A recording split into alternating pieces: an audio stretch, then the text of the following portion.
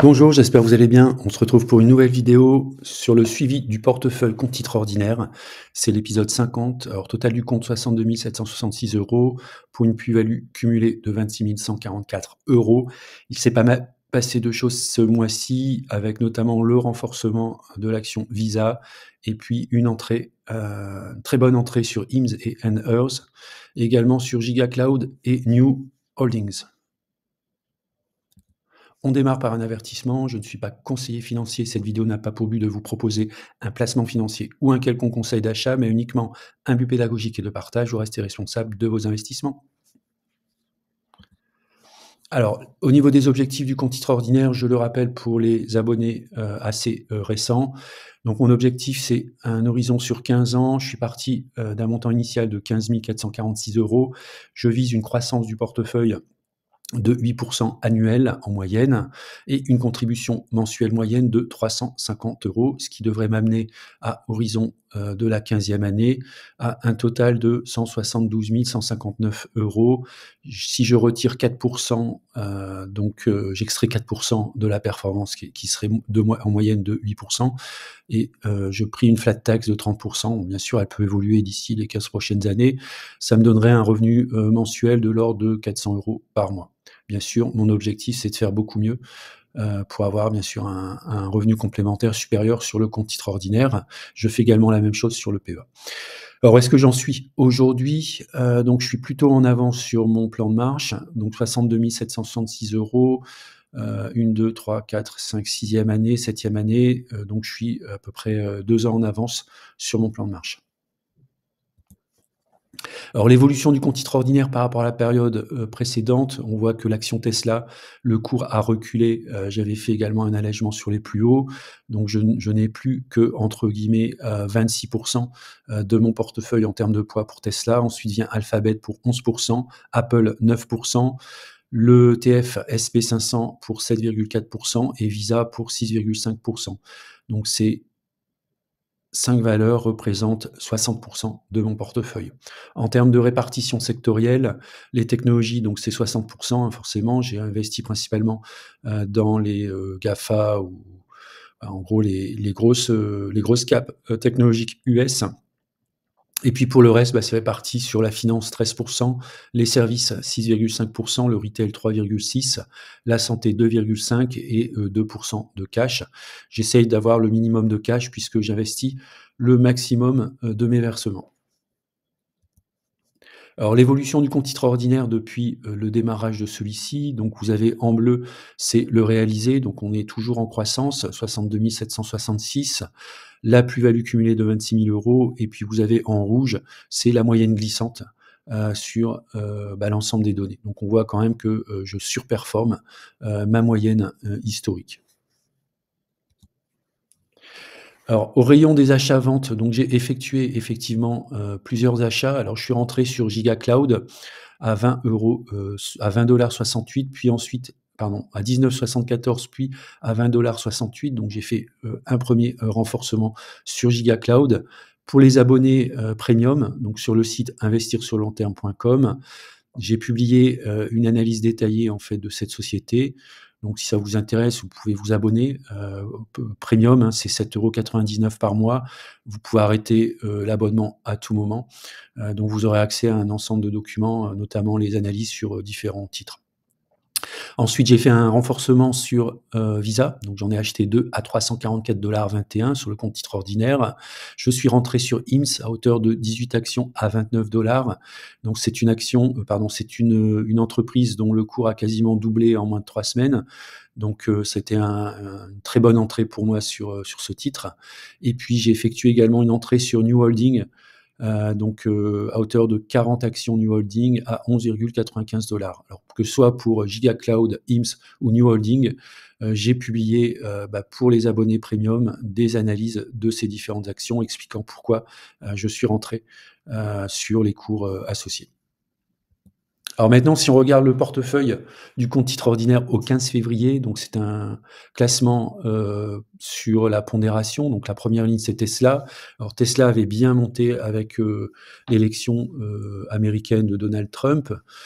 Et puis là, depuis à peu près, 3 semaines, 3-4 semaines, donc il y a plutôt une consolidation sur Tesla. Alors moi, à titre personnel, donc c'est, le très long terme. Alors Tesla, s'il est perçu comme un constructeur de véhicules électriques, je pense que c'est survalorisé. S'il est perçu comme une société, technologique, d'IA et de la mobilité de manière générale, c'est-à-dire les robotaxis, l'intelligence artificielle, et bien, on est tout à fait, sur une pondération qui est tout à fait correcte. Ensuite, le deuxième point, c'est Alphabet. Alors Alphabet, pour moi, c'est une société, un pure play sur la partie technologie, donc très bien placée avec, Google Cloud. Bon, les services, récurrents sur la partie YouTube, c'est une société qui continue à innover, sur le point, technologique, donc pareil, c'est sur le long terme. Alors Apple, même si effectivement, les ventes ont un peu, déçu, notamment en Chine. Donc Apple, je pense que c'est une société, sur le très long terme qui va continuer à se développer. Déjà à titre personnel, au sein de donc familial, on est quand même assez bien équipé au niveau des Apple, que ce soit, les téléphones, les ordinateurs, les tablettes. Donc il y a quand même une très bonne pénétration d'Apple, on va dire, au sein des foyers. À titre personnel, donc je suis passé des PC à Apple. Alors pourquoi j'utilise un MacBook Pro? Bah, déjà, ça fait pas de bruit, vous êtes pas obligé de l'arrêter, de le redémarrer. Il y a vraiment une gestion, très fluide, des applications. Bon, alors certes, on paie un peu plus cher un MacBook Pro, mais moi je trouve qu'il y a vraiment, comment dire? Une durabilité, une ergonomie qui est quand même spécifique à Apple, qui est, même si ça fait, plus de 30 ans que je suis sous Windows, je trouve que c'est quand même très pratique, notamment à titre personnel. Alors j'ai beaucoup de collègues qui l'utilisent également à titre, professionnel, notamment des profils de développeurs. Ils sont tout à fait satisfaits, des environnements qui sont fournis, avec la plateforme, iOS. Alors la quatrième ligne, c'est Visa, donc Visa et Mastercard. Je suis rentré assez récemment. Alors l'idée, en fait, d'investir dans Visa et Mastercard, c'était, aussi, d'équilibrer par rapport à une surpondération des technologies. Donc pour moi, Visa et Mastercard, c'est de très belles entreprises avec des niveaux de croissance qui sont, très, très bons. Alors même si elles sont concurrencées par des, nouveaux entrants sur le marché du paiement, néanmoins, on voit quand même, que ce sont des sociétés qui savent innover et qui mènent toujours, on va dire, une croissance continue, sur leur marché. Alors Meta, j'étais rentré un peu par hasard, on va dire, sur la chute de Meta il y a à peu près, 2 ans, hein, lorsque, notamment tout ce qui est métaverse, s'était un peu planté, l'action avait, dévissé. J'étais rentré sur Meta, je regrette pas, hein, puisque Meta a réinvesti énormément, notamment sur la partie intelligence artificielle, les associations, réussies, notamment avec les lunettes, donc c'est les lunettes de Ray-Ban, sont plutôt un succès. Alors même si, certaines applications Meta comme Facebook peuvent paraître vieillissantes, néanmoins, ils continuent à générer énormément de cash pour cette entreprise. Ensuite, on va passer à Ulta Beauty. Alors Ulta Beauty, c'est un peu, l'équivalent, comment dire? Des sociétés de parfumerie en France. Vous pouvez, trouver tout ce qui est parfumerie, maquillage et cetera au sein d'une chaîne. Ulta Beauty est présent uniquement aux États-Unis, donc pour moi, il y a encore un potentiel de croissance à la fois sur le marché domestique, mais également à l'international. Ils proposent également donc, des services, justement de maquillage, de conseils et cetera.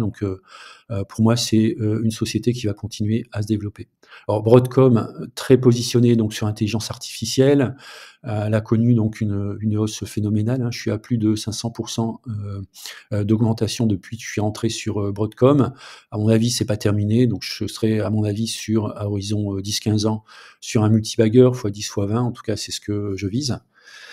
Alors maintenant Nike, j'ai profité d'une baisse, d'un niveau de cours relativement bas sur Nike. C'est une société quand même qui a une très belle croissance.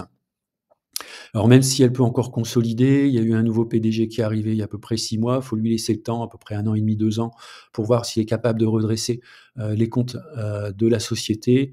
Elle est quand même très bien positionnée de manière internationale, même si elle souffre, notamment en termes de design, de concurrence par rapport à des acteurs un peu plus petits et qui sont sur des niches, hein, comme le running et cetera. Moi, je pense que, Nike ou Nike, si on utilise le nom de Nike en américain, c'est Nike, est capable, j'espère, dans les prochaines années, de se redresser de manière importante.